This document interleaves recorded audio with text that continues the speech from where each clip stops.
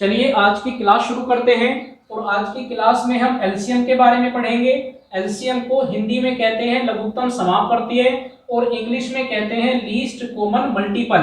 तो भाई एलसीएम के सवालों को करने के लिए आपको एलसीएम के बेसिक कॉन्सेप्ट की जानकारी होना भी जरूरी है।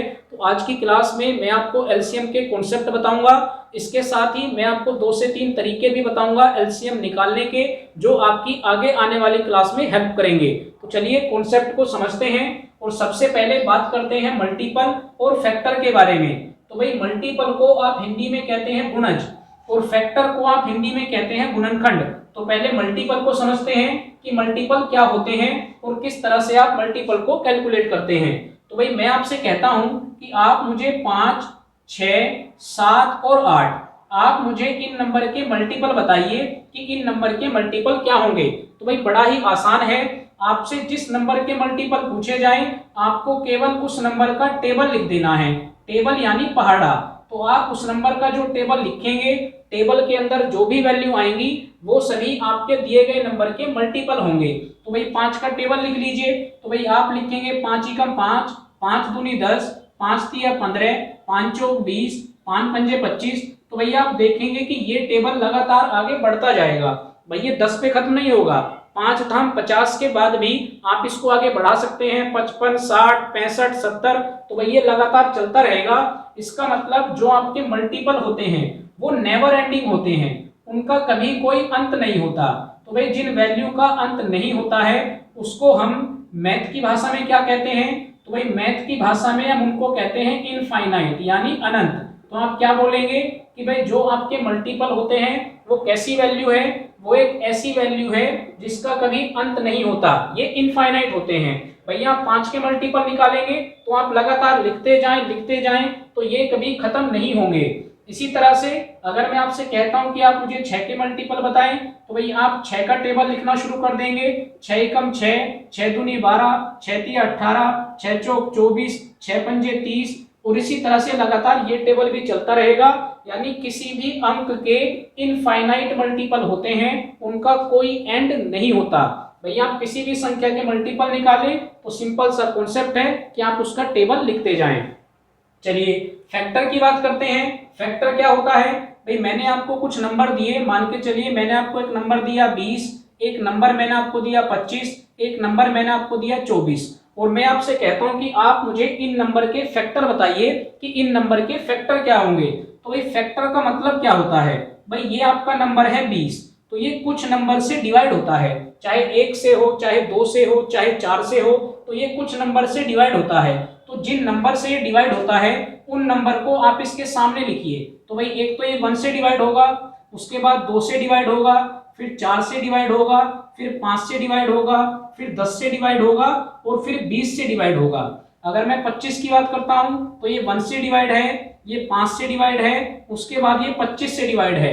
24 की बात करता हूं तो भाई ये 1 से डिवाइड होगा, 2 से भी डिवाइड होगा, 3 से भी डिवाइड होगा, 4 से भी डिवाइड होगा, उसके बाद 6 से भी, 8 से भी, 12 से भी और उसके बाद 24 से भी। तो भाई जिन जो ये आपके नंबर निकल के आ रहे हैं, जिन नंबर से आपका ये दिया गया नंबर एग्जैक्ट डिवाइड हो रहा है, ये सभी क्या कहलाते हैं? ये सभी आपके दिए गए नंबर के फैक्टर यानी गुणनखंड कहलाते हैं। तो भाई ये लिमिटेड होते हैं। आप देख सकते हैं भाई 24 से तो आगे नहीं जाएगा। 24 क्या है? 24 का लास्ट फैक्टर है, उसके बाद 24 और किसी नंबर से डिवाइड नहीं होगा। तो भाई दोनों में डिफरेंस क्या निकल के आया? भाई जो आपके मल्टीपल होते हैं वो कैसे होते हैं? वो इनफाइनाइट होते हैं, वो अनंत होते हैं। कैसे आप कैलकुलेट करते हैं? तो जिस नंबर का आपको मल्टीपल निकालना हो उसका आपको सिंपली टेबल लिखना है और वही उस नंबर के मल्टीपल कहलाते हैं। फैक्टर की बात करेंगे तो भाई फैक्टर कैसे होते हैं? तो भाई फैक्टर लिमिटेड होते हैं। लिमिटेड कैसे हैं? तो वो अभी आप देख चुके। तो फैक्टर को हम लिमिटेड बोलेंगे और इसकी डेफिनेशन आप क्या बनाएंगे? तो भाई किसी नंबर को जो दूसरे नंबर एग्जैक्ट डिवाइड करते हैं वही क्या कहलाते हैं? वही आपके दिए गए नंबर के फैक्टर यानी गुणनखंड कहलाते हैं। आई होप कि पहला कॉन्सेप्ट आपको अच्छे से समझ में आया है। चलिए आगे चलते हैं। दूसरा कॉन्सेप्ट मैंने लिखा है को प्राइम नंबर। तो भाई ये मैं आपको पहले भी बता चुका, को प्राइम नंबर क्या होते हैं। भाई मान के चलिए मैंने आपके सामने 2 नंबर लिखे, एक नंबर मैंने 3 लिखा और दूसरा नंबर मैंने 8 लिखा।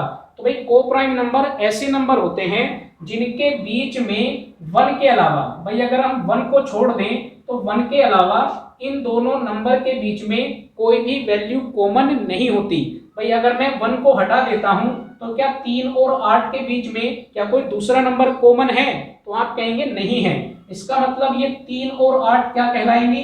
तो भाई ये सह अभाज्य संख्या कहलाएंगी। इसी तरह से मैं किसको लिख सकता हूं? भाई मैं 5 और 9 को लिख सकता हूं, मैं 7 और 3 को लिख सकता हूं, मैं 21 और 23 को लिख सकता हूं।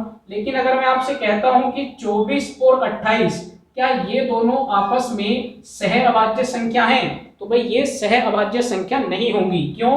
क्योंकि भाई 1 के अलावा इन दोनों संख्याओं में और भी संख्याएं कॉमन हैं। जैसे यहाँ पर 2 आ सकता है, यहाँ पर 4 आ सकता है। तो अगर 1 के अलावा और संख्या भी कॉमन आ रही हैं तो ऐसी संख्याएं आपकी को प्राइम नंबर यानी सह अभाज्य संख्या नहीं होती हैं। तो भाई सह अभाज्य संख्या की सिंपल सी डेफिनेशन क्या बनेगी? भाई दो ऐसी संख्याएं जिनके बीच में 1 के अलावा कोई और नंबर कॉमन नहीं होगा वे आपकी सह अभाज्य संख्या कहलाती हैं। चलिए अगले कॉन्सेप्ट को समझते हैं। तीसरे कॉन्सेप्ट के अंदर मैं आपको 2 से लेकर और 11 तक के डिवीजन रूल यानी विभाजन के नियम बताऊंगा कि कैसे आप डायरेक्ट पहचानेंगे कि कोई नंबर 2 से डिवाइड है या नहीं, कोई नंबर 4 से डिवाइड है या नहीं, कोई नंबर 9 से डिवाइड है या नहीं। तो 2 से लेकर और 11 तक के मैं आपको नियम बताऊंगा। इन सभी नियम को आप बड़े अच्छे से समझें। यही नियम आपको आगे की क्लास में काम आएंगे जब मैं आपको एलसीएम निकालना बताऊंगा। तो भाई सबसे पहले बात करते हैं 2 के बारे में। भाई मैं आपको कुछ नंबर देता हूं, जैसे मैंने 24 लिखा, 26 लिखा, 29 लिखा, 31 लिखा, और मैं आपसे पूछता हूं कि आप मुझे डायरेक्ट बताइए क्या ये नंबर 2 से डिवाइड होंगे? तो भाई 2 का जो नियम है वो ये कहता है कि आपके पास कितना ही बड़ा नंबर हो, अगर उसका आखिरी अंक एक इवन नंबर है यानी अगर वो एक सम संख्या है तो वो नंबर 2 से एग्जैक्ट डिवाइड होता है। तो भाई इवन नंबर की मैंने आपको डेफिनेशन भी बताई है, एक क्लास भी मैंने आपको प्रोवाइड कराई थी, उसका लिंक भी मैंने आज की क्लास में दे दिया है। तो वहां जाकर आप नंबर की डेफिनेशन को देखेंगे तो आपको सभी नंबर की डेफिनेशन समझ में आएगी। तो भाई इवन नंबर क्या होते हैं? जैसे मैंने 0 को लिखा, 2 को लिखा, 4 को लिखा, 6 को लिखा और 8 को लिखा। अगर मैंने इस तरह से नंबर लिखे हैं तो ये सभी आपके इवन नंबर होते हैं जो 2 से एग्जैक्ट डिवाइड होते हैं। तो अगर यही नंबर आपको इकाई के स्थान पर मिलते हैं तो इसका मतलब क्या होगा कि जितना भी बड़ा नंबर आपको क्यों ना दिया गया हो वो 2 से एग्जैक्ट डिवाइड होता है। तो भाई यहाँ पर 4 लिखा है, एक इवन नंबर है, इसका मतलब 24 भी 2 से डिवाइड होगा। यहाँ पर 6 लिखा है, एक इवन नंबर है, इसका मतलब 26 भी 2 से डिवाइड होगा। लेकिन 29 में यहाँ पर 9 लिखा हुआ है, तो भाई ये जो 9 है ये एक ओड नंबर है, ये इवन नंबर नहीं है, इसका मतलब 29 2 से डिवाइड नहीं होगा। इसी तरह से 31 की बात की जाए तो भाई अगर हम केवल 1 को देखेंगे तो 1 कैसा है? 1 हमारा ओड नंबर है, तो भाई अगर ओड नंबर होगा इसका मतलब ये संख्या भी 2 से डिवाइड नहीं होगी। तो सिंपल सा हमारा रूल क्या बनेगा? भाई जिस संख्या के आखिरी अंक 0, 2, 4, 6 और 8 होते हैं वो एग्जैक्ट 2 से डिवाइड हो जाते हैं। 3 की बात करते हैं। भाई मैंने आपके सामने कोई नंबर लिखा, जैसे मैंने आपके सामने लिखा 2, 3 और 9, और मैं आपसे पूछता हूं क्या ये नंबर 3 से डिवाइड होगा? तो आपको क्या करना है? भाई ये जो आपके पास पूरा नंबर है इसके अंकों को आप जोड़ दीजिए। तो भाई आप इनके अंकों को जोड़ेंगे तो 2 और 3 5, 5 में 9 जोड़ेंगे तो ये 14 आएगा। तो आप चेक करिए क्या 14 3 से डिवाइड है? तो भाई 14 3 से एग्जैक्ट डिवाइड नहीं है, इसका मतलब ये नंबर भी 3 से डिवाइड नहीं होगा। नियम आपसे क्या कहता है? भाई नियम ये कहता है कि जो नंबर हम लिख रहे हैं अगर हम इसके अंकों को जोड़ें और अंकों को जोड़ने के बाद, जैसे मैंने जोड़ा 2 और 3 5, 5 में 9 जोड़ेंगे 14, 14 में 1 जोड़ेंगे 15, तो भाई जोड़ने के बाद 15 आया। तो आप इसको चेक कीजिए क्या ये 3 से डिवाइड है? तो भाई आप 3 से डिवाइड करेंगे तो भाई ये 3 से एग्जैक्ट डिवाइड है, 3 पंजे 15। इसका मतलब क्या हुआ कि जो नंबर आपको दिया गया है वो भी 3 से एग्जैक्ट डिवाइड होगा। यही नियम आपका 9 पर भी अप्लाई होता है। भाई जो नियम हमारा 3 का है वही नियम हमारा 9 का होता है। हम 9 के अंदर भी यही चेक करते हैं कि जो संख्या हमें दी गई है हम उसके अंकों को जोड़ेंगे, अगर जोड़ने के बाद वो संख्या 9 से डिवाइड हो जाती है तो जो पहले वाली संख्या है, जो बड़ी संख्या है, वो भी हमारी 9 से डिवाइड होती है। तो भाई 3 का और 9 का दोनों का नियम सेम है। क्या करना है आपको, जो भी आपको संख्या दी जाएगी उसके अंकों को आप जोड़ेंगे। जोड़ने के बाद अगर वो 3 से डिवाइड हो जाती है तो पूरी संख्या भी 3 से डिवाइड होगी। अगर वो 9 से डिवाइड हो जाती है तो पूरी संख्या भी 9 से डिवाइड होगी। तो भाई 2 का नियम क्लियर हो गया, 3 का हो गया और 9 का हो गया। चलिए 4 की बात करते हैं। भाई 4 का नियम भी आसान है। 4 के लिए आपको क्या करना है, मान के चलिए मैंने आपको एक संख्या दी 2042 और मैंने आपको एक संख्या दी 2048 और मैं आपसे पूछता हूं कि आप मुझे बताइए क्या ये 4 से डिवाइड होंगी।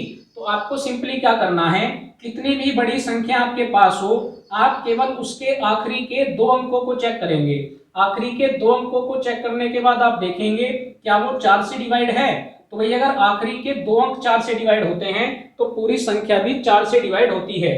तो भाई अगर 42 की बात करेंगे तो 42 4 से डिवाइड नहीं होता, इसका मतलब ये पूरी संख्या भी 4 से डिवाइड नहीं होगी।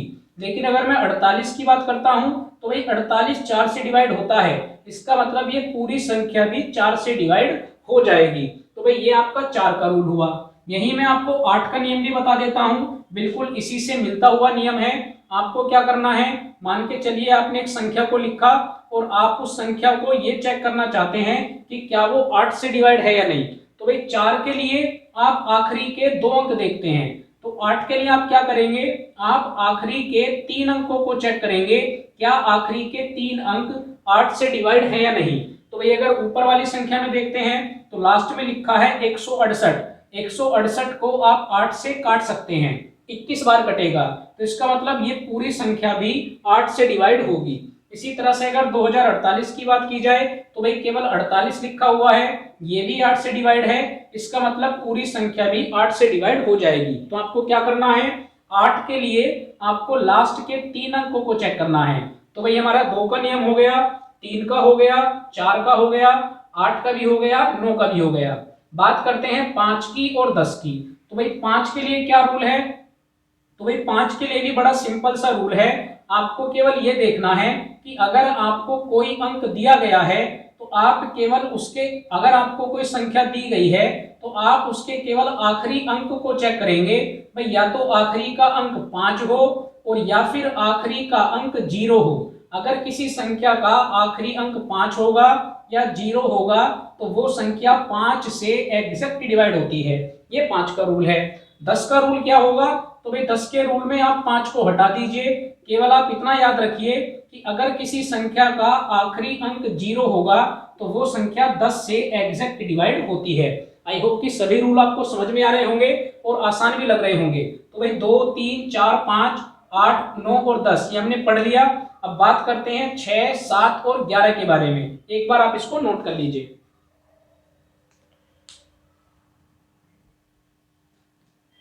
चलिए भाई आगे चलते हैं और अब 6 का नियम समझते हैं। देखिए 6 का नियम भी आसान है। मान के चलिए मैंने आपको एक संख्या दी 42 यानी 42, तो 6 के लिए आपको क्या चेक करना है, भाई 6 के यहाँ फैक्टर कीजिए। अभी मैंने आपको बताया फैक्टर के बारे में, तो फैक्टर का मतलब कि 6 किस किस संख्या से कटता है। तो भैया आप कहेंगे 1 से कटता है, तो 1 को तो आप छोड़ दीजिए, उसके बाद ये 2 से कटता है और उसके बाद ये 3 से कटता है।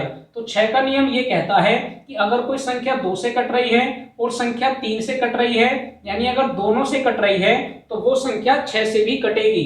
तो भाई अगर मैं 42 की बात करता हूं तो अभी मैंने आपको 2 का नियम बताया। 2 का नियम ये कहता है कि आखिरी अंक एक सम संख्या होनी चाहिए।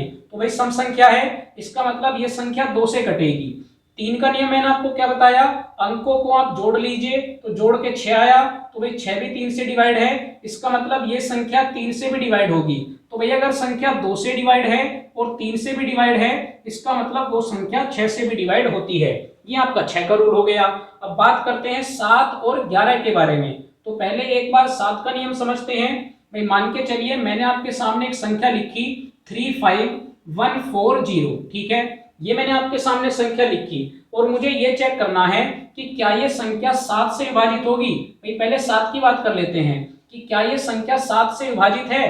तो भाई कितनी भी बड़ी आपको संख्या दे रखी हो, आप क्या करेंगे, आप उसके आखिरी के 3 अंकों को लेंगे, यानी आखिरी के 3 डिजिट को लेंगे और उन 3 डिजिट में से आप बाकी संख्या को माइनस कर देंगे। तो भाई 140 में से अगर मैं 35 को माइनस कर देता हूं तो भाई ये कितना बचेगा, ये 105 बचेगा। अब जो संख्या बची है इसको आप 7 से डिवाइड करके देखिए, अगर ये 7 से डिवाइड होगी तो जो ये पूरी बड़े वाली संख्या है ये भी 7 से डिवाइड हो जाएगी। तो भाई 7 से 105 को भाग करेंगे तो ये 15 बार कट जाएगा। इसका मतलब अगर ये डिवाइड है तो ये संख्या भी 7 से डिवाइड हो जाएगी। कोई भी संख्या आपको दी गई हो, फॉर एग्जाम्पल आपको दिया गया 24379 और आपसे पूछा गया कि क्या ये नंबर 7 से डिवाइड है, तो आप क्या करेंगे, आप आखिरी के 3 अंकों को लेंगे। तो भाई आखिरी के 3 अंक हो जाएंगे 379, उसमें से आप बाकी के 2 अंकों को घटा देंगे। तो भाई यहाँ से अगर मैं 24 को घटाता हूं तो भाई ये बचेगा 355। अब आप 355 को 7 से भाग करिए तो भाई ये पूरा पूरा नहीं कटेगा। तो अगर ये पूरा पूरा नहीं कट रहा इसका मतलब ये संख्या भी 7 से विभाजित नहीं होगी, यानी जो आपका ये डिफरेंस आएगा ये 7 से एग्जैक्ट डिवाइड होना चाहिए। तो भाई जो आपका 7 का नियम है वही आपका 13 का भी नियम होता है। 13 के अंदर भी आप इसी तरह से वैल्यू को चेक करते हैं। तो भाई आपका एक नियम यहाँ पर और जुड़ गया, आप 13 को भी याद रखें, यही आपको अप्लाई करना है। लास्ट के 3 अंकों में से बाकी अंकों को माइनस कर देना है, जो आपके पास डिफरेंस आएगा उसको आप डिवाइड करेंगे। अगर वो डिवाइड पूरा पूरा हो जाएगा तो संख्या 7 और 13 से डिवाइड होती है। चलिए अब बात करते हैं 11 के बारे में कि 11 से कोई संख्या कब कटती है। चलिए भाई 11 का नियम भी समझते हैं। तो 11 के लिए मैंने यहाँ पर एक संख्या लिखी है 239756। आपको क्या करना है, आप राइट हैंड से शुरू करेंगे और यहाँ से आप 2 अंकों को लेंगे। तो भाई 6 में से पहले आप 5 को घटाएंगे तो कितना बचेगा, तो ये प्लस का 1 बचेगा। उसके बाद आप अगले 2 अंक लेंगे तो आप 7 में से 9 को घटाएंगे तो कितना बचेगा, तो भाई ये माइनस का 2 बचेगा। आप प्लस और माइनस को लगाते चले। 6 में से 5 घटाया तो भाई बड़ी संख्या में से छोटी संख्या को घटा रहे हैं, प्लस का 1 बचेगा। 7 में से 9 घटाया तो माइनस का 2 बचेगा। 3 में से 2 घटाया तो प्लस का 1 बचेगा। अब आप इसको कैलकुलेट कर लीजिए। तो भाई प्लस का 1 और प्लस का 1 तो प्लस के 2 हो जाएंगे और प्लस के 2 से माइनस का 2 कट जाएगा तो आपके पास क्या आएगा, 0 आएगा। यही 11 का नियम है। अगर आप इसको कैलकुलेट करते हैं और कैलकुलेट करने के बाद या तो आपके पास 0 आए या फिर 11 का कोई मल्टीपल आए, और अभी मैंने आपको मल्टीपल का बताया, भाई 11 का आप टेबल पढ़ेंगे तो हो सकता है कि यहाँ पर आपके पास 11 बच जाए, आपके पास 22 बच जाए, आपके पास 33 बच जाए, आपके पास 44 बच जाए। तो इसको कैलकुलेट करने के बाद अगर आपके पास 0 बचता है या 11 का कोई मल्टीपल बचता है तो इसका मतलब क्या होगा कि जो संख्या आपको दी गई है वो एग्जैक्ट 11 से डिवाइड होगी। और अगर यहाँ पर 0 नहीं बचता या 11 का कोई मल्टीपल नहीं आता तो इसका मतलब दी गई संख्या 11 से डिवाइड नहीं होगी। आई होप कि ये सभी रूल आपको समझ में आए हैं। तो इनको आपको पूरे चैप्टर के लास्ट तक याद रखना है, ये आपको आगे आने वाले सवाल में काम आएंगे। तो चलिए अब अगले कॉन्सेप्ट की तरफ चलते हैं। और जैसा मैंने आपको बताया था कि अब हम कुछ कॉन्सेप्ट सीखेंगे कि कैसे हम अलग अलग तरीके से एलसीएम को कैलकुलेट करते हैं। तो एक बार आप इसको नोट कर लीजिए, फिर एलसीएम निकालने का तरीका सीखते हैं। चलिए भाई अगले कॉन्सेप्ट की तरफ चलते हैं और मैं अब आपको एलसीएम निकालने के तरीके बताऊंगा। तो सबसे पहले मल्टीपल रूल की बात करते हैं कि आप मल्टीपल वाले नियम से एलसीएम कैसे कैलकुलेट करते हैं। भाई ये बढ़िया तरीका है, इससे आप कम से कम टाइम के अंदर इस तरह की संख्याओं का एलसीएम ले लेते हैं और आपका कॉन्सेप्ट भी बड़ा आसान है। आपको करना क्या है, मान के चलिए मैं आपसे कहता हूं कि आप मुझे 2, 4 और 6 का एलसीएम बताइए कि 2, 4 और 6 का एलसीएम क्या होगा। तो भाई मल्टीपल वाले रूल के अंदर आपको क्या करना है, आपको 2 के मल्टीपल लिखने हैं। आप 2 के कुछ मल्टीपल लिख लीजिए। जैसे आप लिखेंगे 2, उसके बाद आप लिखेंगे 4, 6, 8, 10, 12। इस तरह से आप 4 से 5 मल्टीपल लिख लीजिए और इसी तरह से आप 4 के मल्टीपल लिख लीजिए। तो आप लिखेंगे 4, 8, 12, 16, 20। इस तरह से आपने 4 के मल्टीपल लिख लीजिए और इसी तरह से फिर आप 6 के मल्टीपल लिखेंगे 6, 12, 18, 24। कितना काम आपने कर लिया। तो भाई जैसे ही आपने मल्टीपल कंप्लीट करे, अब आप एक चीज नोटिस कीजिए कि तीनों संख्याओं के जो आपने मल्टीपल लिखे हैं, क्या उन मल्टीपल के अंदर कोई ऐसा नंबर है जो सबसे पहले आया है। जैसे अगर आप 2 के मल्टीपल की बात करें तो भाई यहाँ पर आपको क्या दिखाई दिया, 12। आपने 4 के मल्टीपल चेक किए तो यहाँ पर भी आपको क्या दिखाई दिया, 12। उसके बाद आपने 6 के मल्टीपल चेक किए तो यहाँ पर भी आपको क्या मिला, 12। तो भाई 12 ऐसा नंबर है जो इन तीनों के मल्टीपल में सबसे पहले आ रहा है। तो भाई जो भी नंबर दी गई संख्याओं के मल्टीपल में सबसे पहले आता है वही आपका क्या बन जाएगा, वही आपका एलसीएम बन जाएगा। बस आपको इतना काम करना है। एक और एग्जांपल समझते हैं। 15, 10 और 12 का आपको एलसीएम निकालना है। तो भाई 15 के मल्टीपल लिखेंगे, 15 हो जाएगा, उसके बाद 30, उसके बाद 45, उसके बाद 60, उसके बाद 75। 4 से 5 आप मल्टीपल लिख लीजिए। उसके बाद 10 की बात करेंगे तो आप 10 में भी लिखेंगे 10, 20, 30, 40, 50, 60, 70, इस तरह से आप लिख लीजिए।